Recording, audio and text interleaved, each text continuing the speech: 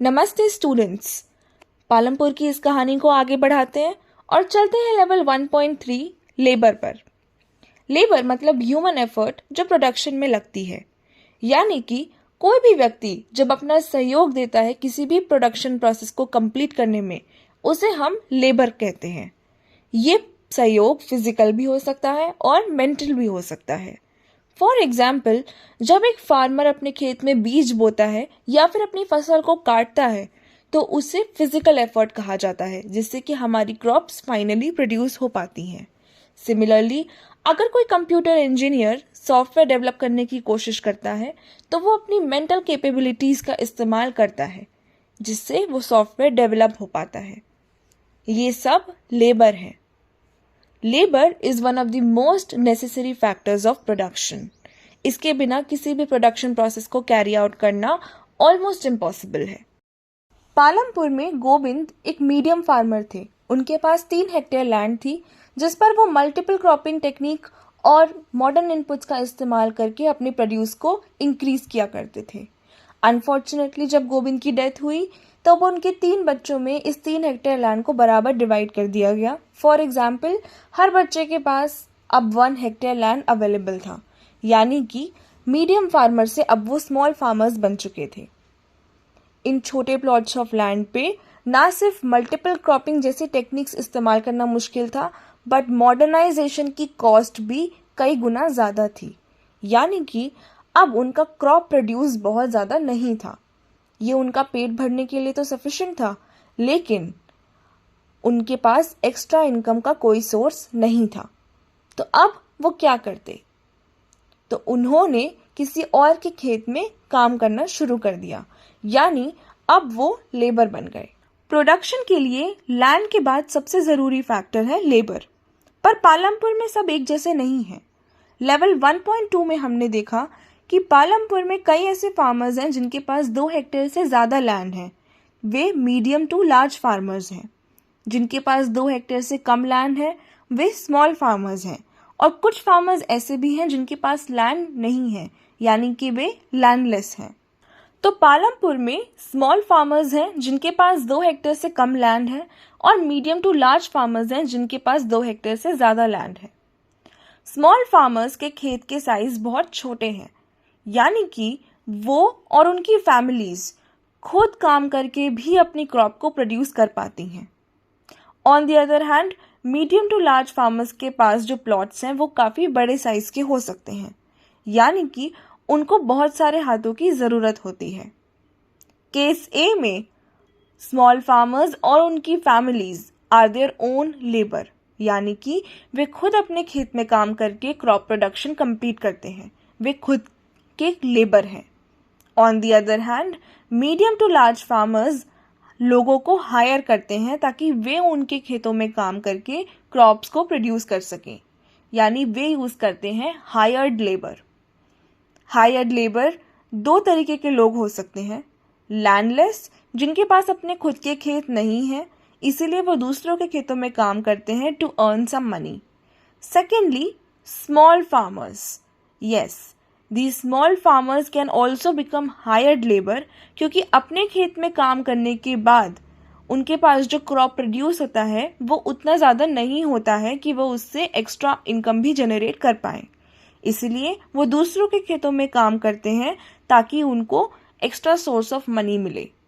Now you can understand क्यों गोविंद के बच्चों को खुद का फार्म होने के बाद भी दूसरे के फार्म्स में काम करने की ज़रूरत पड़ रही है।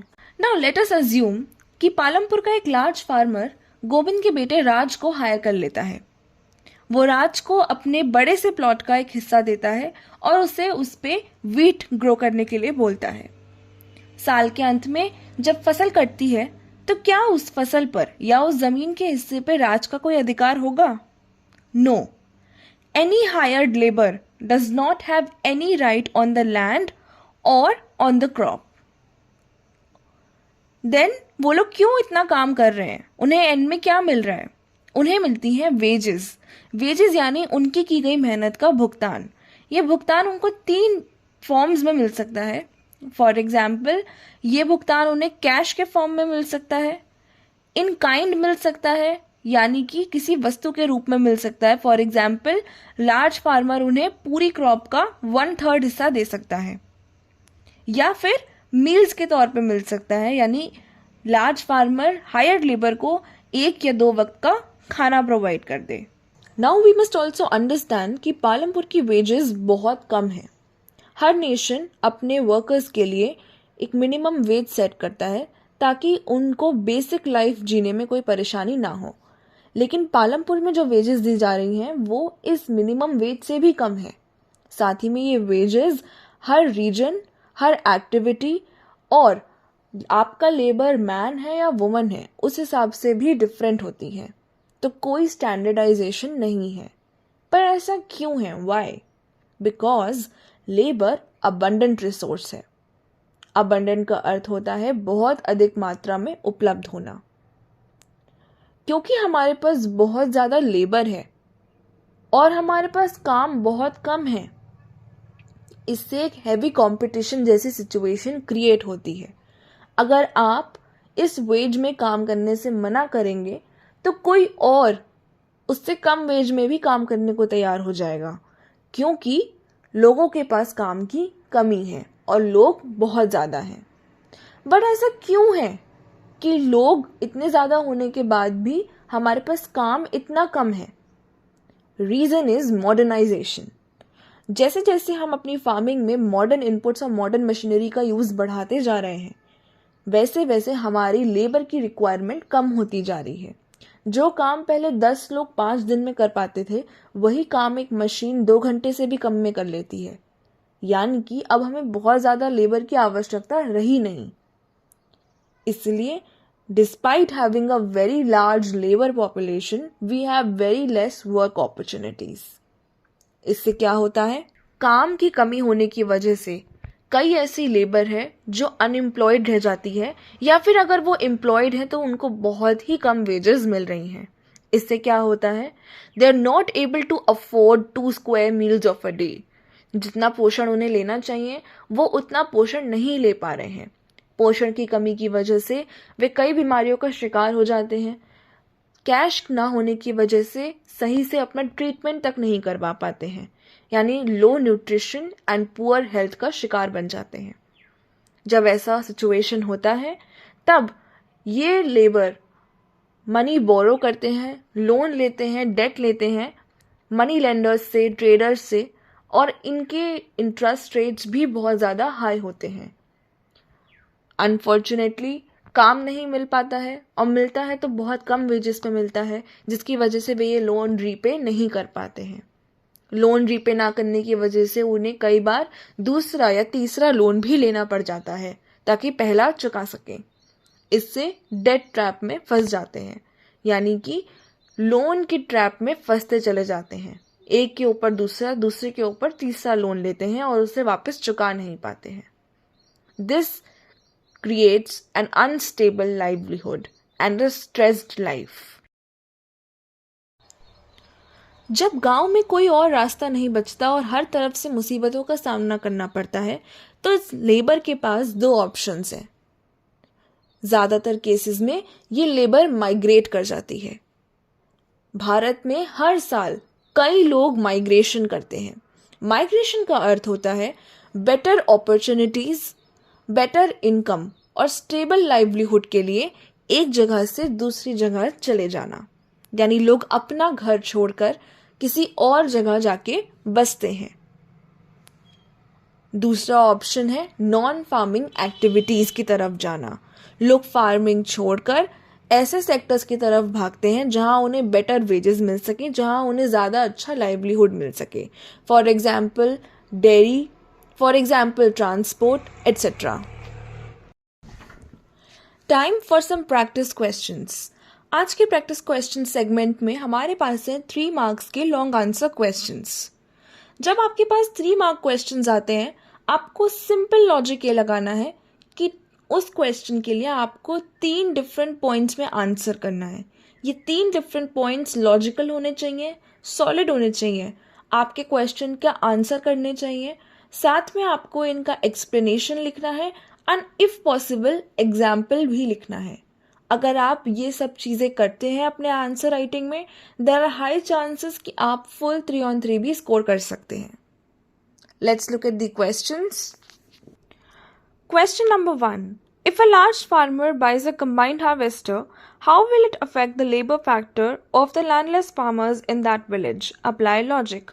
क्वेश्चन बहुत सीधा सा है. क्वेश्चन आपसे कहता है कि एक विलेज है, उसमें एक लार्ज फार्मर हैं जिन्होंने अभी अभी एक कंबाइंड हार्वेस्टर खरीदा है. कंबाइंड हार्वेस्टर एक एग्रीकल्चरल मशीनरी है जिससे आपका काम बहुत फास्ट हो सकता है. क्वेश्चन आपसे पूछ रहा है कि इस कंबाइंड हार्वेस्टर को खरीदने की वजह से जो लैंडलेस क्लास है विलेज की, जिनके पास अपनी खुद की ज़मीन नहीं है कल्टीवेट करने के लिए, उनकी लेबर पे क्या इम्पैक्ट पड़ेगा.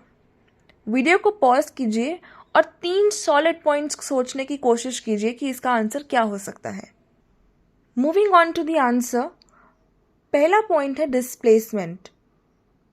हार्वेस्टर मेरे बहुत सारे लेबर का काम कम कर देता है, यहाँ तक कि वो कम समय में भी काम कर देता है. इसका मतलब ये है कि अब लार्ज फार्मर को बहुत ज़्यादा लोगों को एम्प्लॉय करने की ज़रूरत नहीं है. तो यहाँ पे मशीन लेबर की जगह ले लेती है, यानी कि डिस्प्लेसमेंट हो जाता है. अब लेबर के लिए काम अवेलेबल नहीं है. Second, increase in migration and non farming activities.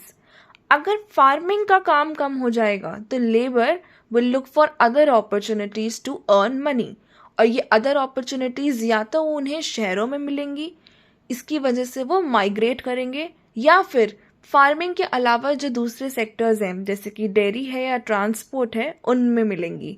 यानी अब या तो लेबर माइग्रेट करने लगेंगी या फिर नॉन फार्मिंग एक्टिविटीज़ में इन्वॉल्व होने लगेंगी. Third point, dead trap.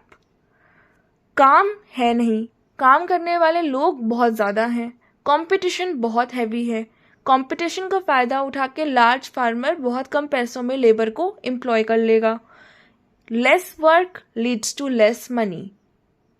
इसकी वजह से फार्मर अपने रोज़मर्रा के खर्चे उठाने के लिए लोन लेंगे. लोन के रेट्स बहुत हाई होंगे, काम ना होने की वजह से लोन चुका नहीं पाएंगे, उसको चुकाने के लिए एक और लोन लेंगे, एंड इसी तरीके से they will fall into a debt trap. अगर आपके सोचे हुए 3 पॉइंट्स इन 3 पॉइंट्स से अलग हैं तो please comment your answer below. Question number 2. Analyze the link between fixed land and migration. Can we solve the problem of migration without increasing land? हमने level 1.2 में जाना कि लैंड एक फिक्स्ड रिसोर्स है. कहने का तात्पर्य ये है कि पॉपुलेशन भले ही बढ़ती जा रही है लेकिन हमारे लैंड का जो टोटल एरिया है वो नहीं बढ़ सकता, यानी कि लैंड हमारे पास एक सीमित मात्रा में ही अवेलेबल है, उसके बियॉन्ड हम उसे नहीं बढ़ा सकते. इस वीडियो में हमने समझा कि माइग्रेशन एक रास्ता है जब लेबर को अपने गांव में फार्मिंग में एम्प्लॉयमेंट नहीं मिलती है या बहुत ही कम वेजेस पे एम्प्लॉयमेंट मिलती है, तो लेबर माइग्रेशन चूज़ करती है, यानी एक जगह से दूसरी जगह चली जाती है ताकि वहाँ उन्हें बेटर अपॉर्चुनिटीज़ और इनकम मिल सके. आपको इन दोनों कॉन्सेप्ट्स के बीच में लिंक को एनालाइज करना है कि ये दोनों कैसे आपस में लिंक्ड हैं, और फिर बताना है कि कैसे लैंड इंक्रीज किए बिना आप माइग्रेशन की प्रॉब्लम को सॉल्व कर सकते हैं. उससे पहले समझने की कोशिश करते हैं कि माइग्रेशन प्रॉब्लम क्यों है. माइग्रेशन प्रॉब्लम इसलिए है, लोगों को अपना घर छोड़कर कहीं और जाना पड़ता है टू अर्न बेटर इनकम. ये अपने आप में एक समस्या है. इमेजिन कीजिए कोई आपसे बोले कि आप अभी अपना घर छोड़ के किसी और जगह जाके रहें, वहाँ पे नए सिरे से घर ढूंढें, नए सिरे से सब सामान जचाएं और नए इन्वायरमेंट में एडजस्ट करें. आपको कितनी तकलीफ होगी. वही तकलीफ लेबर को भी फेस करनी पड़ती है. सेकेंडली, लेबर एक जगह छोड़ के दूसरी जगह जा रही है क्योंकि वहाँ पे बेटर अपॉर्चुनिटीज़ हैं. हर गांव से, हर दिशा से अगर लोग एक तरफ पलायन करने लगेंगे तो उस पर्टिकुलर एरिया की पॉपुलेशन इंक्रीज होने लगेगी, यानी कि अब वहाँ पे रहने की समस्या आएंगी, वहाँ पे साफ पानी नहीं मिलेगा, वहाँ पे कंजेशन की प्रॉब्लम आएगी, यानी वहाँ की जो सर्विसेज हैं वो धीरे धीरे डिक्लाइन करने लगेंगी, पोल्यूशन बढ़ने लगेगा. एग्जाम्पल के तौर पे दिल्ली एनसीआर के एरिया को देखिए। दिल्ली एनसीआर में हर जगह से लोग आके रहते हैं। तो दिल्ली एनसीआर एक ऐसा प्लेस है जहाँ पे आपको बहुत ज़्यादा पोल्यूशन मिलेगा, वाटर की क्वालिटी डाउन मिलेगी, फूड क्वालिटी डाउन मिलेगी, स्पेसेस बहुत कम है रहने की, ट्रैफिक बहुत ज़्यादा है। ये प्रॉब्लम्स आती हैं जब आप माइग्रेट करते हो। तो आप पॉज कीजिए वीडियो को और ये सोचने की कोशिश कीजिए, ऐसे 3 पॉइंट्स देने की कोशिश कीजिए कि कैसे ये प्रॉब्लम को सॉल्व किया जा सकता है, और ये सोचने की कोशिश कीजिए कि फिक्स्ड लैंड और माइग्रेशन के बीच में क्या लिंक है। लैंड एक्सपैंड नहीं किया जा सकता। हमने लेवल 1.2 में समझा लैंड एक फिक्स्ड रिसोर्स है, और इस वीडियो की शुरुआत में हमने गोबिंद का केस देखा, जहाँ पे गोबिंद पहले एक मीडियम फार्मर थे क्योंकि उनके पास 3 हेक्टेयर लैंड था। लेकिन जब उनकी डेथ हुई और उनका लैंड उनके बच्चों में बराबर डिवाइड कर दिया गया, तो हर बच्चे के पास केवल 1 हेक्टेयर लैंड आया, जिससे वो मीडियम फार्मर से एक स्मॉल फार्मर बन गए। स्मॉल प्लॉट्स ऑफ लैंड पे मॉडर्नाइजेशन करना बहुत मुश्किल है। ना सिर्फ उसकी कॉस्ट बहुत ज़्यादा आती है, पर आपको उतना ज़्यादा आउटपुट नहीं मिल पाता है। यानी कि आपकी जो टोटल ईल्ड है, जो आपका टोटल प्रोड्यूस है, वो कम रह जाता है। जब वो कम रह जाता है तो आपका पेट भले ही भर जाए, लेकिन आप कमर्शलाइज ट्रेड नहीं कर सकते, यानी उससे आप पैसा नहीं कमा पाते हैं। अब पैसा कमाना ज़रूरी है, राइट।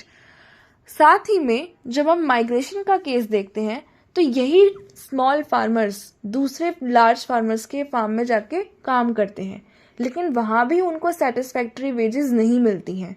तो जब गांव में कोई और रास्ता उन्हें नहीं दिखाई देता, तो उनमें से एक सोल्यूशन जब वो पकड़ते हैं वो होता है माइग्रेशन का। यानी कि वो ऐसी जगह जाना प्रेफर करते हैं जहाँ पे उन्हें बेटर फैसिलिटीज़ मिले और ज़्यादा अच्छी इनकम मिले। ये तो रहा दोनों बातों का लिंक। कैसे फिक्स्ड लैंड एक प्रॉब्लम बनता है जिसकी वजह से हमारी टोटल प्रोड्यूस कम होती है, लोगों की इनकम कम होती है, तो लोग दूसरे ऑप्शंस खोजते हैं, पर वहाँ पे जब उन्हें कोई उम्मीद नहीं दिखती है तो वो माइग्रेट कर जाते हैं। ये है फिक्स्ड लैंड और माइग्रेशन के बीच का लिंक। अब चलते हैं क्वेश्चन के सेकेंड पार्ट पे। लैंड को इंक्रीज किए बिना, क्योंकि लैंड एक फिक्स्ड रिसोर्स है, उसे हम नहीं बढ़ा सकते। अब इस माइग्रेशन की प्रॉब्लम को सॉल्व कैसे करें, इसके लिए हम आपको 3 पॉइंट्स देंगे। पहला, प्रोडक्टिविटी बूस्ट करना। हम मॉडर्नाइजेशन नहीं कर सकते क्योंकि वो हमें कॉस्टली पड़ेगा, लेकिन हम ट्रेडिशनल तरीके यूज़ करके भी अपनी प्रोडक्टिविटी को इंक्रीज कर सकते हैं। फॉर एग्जाम्पल, मल्टीपल क्रॉपिंग के इस्तेमाल से हम अपना प्रोड्यूस इंक्रीज कर सकते हैं। Second, non farm livelihoods. अगर फार्मिंग में हमें अच्छी एम्प्लॉयमेंट नहीं मिल पा रही है, हमारा प्रोड्यूस अच्छा नहीं हो पा रहा है, हमें वेजेस कम मिल रही हैं, तो हम अपने गांव में रहकर नॉन फार्मिंग एक्टिविटीज़ में इन्वॉल्व हो सकते हैं। हम डेयरी खोल सकते हैं, हम ट्रांसपोर्ट का कोई बिजनेस कर सकते हैं, हम स्टोरेज फैसिलिटीज़ खोल सकते हैं, हम कन्फेक्शनरी की शॉप भी खोल सकते हैं। यानी कि अपने गांव में रह के हम दूसरे एक्टिविटीज़ में एंगेज हो सकते हैं जहां से हमें बेटर इनकम आए। Third, human capital. अपनी स्किल्स इंक्रीज करके, अपनी एजुकेशन बढ़ाकर हम बेटर एम्प्लॉयमेंट ले सकते हैं रूरल एरिया में रहते हुए भी। हम ऐसी एक्टिविटीज़ में इन्वॉल्व हो सकते हैं जहाँ पे ज़्यादा कंपटीशन ना हो, जहाँ पे हमारे हाथ का काम हो। फॉर एग्जाम्पल, आपने कई जगह देखा होगा कि विमेन सिलाई सेंटर चलाती हैं। मोस्टली विमेन होती हैं उनमें, वो सिलाई सेंटर चलाती हैं, कपड़े बुनते हैं और फिर उसको बेचते हैं। कई बार ऑर्डर पे कपड़े बुने जाते हैं। This is one of the examples कि कैसे आप अपनी स्किल इंक्रीज करके, लोग सिलाई में सेंटर जाके सिलाई सीखते हैं और उसके बाद उसको एक बिजनेस में कन्वर्ट कर लेते हैं। ये परफेक्ट एग्जाम्पल है ये समझने का कि कैसे आप अपनी स्किल्स इंक्रीज करके या फिर आप एजुकेशन लेकर अपने आप को बेटर एम्प्लॉयमेंट दे सकते हैं। एंड दिस इज हाउ हम माइग्रेशन को कम कर सकते हैं विदाउट इंक्रीजिंग द लैंड। अगर आपके सोचे हुए 3 पॉइंट्स डिफरेंट थे, make sure you answer in the comment box. Stay connected with Emerald Equilibrium to join level 1.4।